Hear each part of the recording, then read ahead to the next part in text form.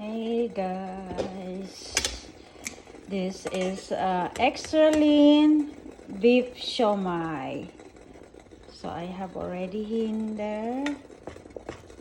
There, it's beautiful. So this time, extra lean beef siomai with shredded carrots, sesame oil, egg, onion, and garlic. The onion I grated and the garlic. Oops. There. So this is my last one. Just 3 left. There. Like that. Extra lean beef siomai. Bye guys.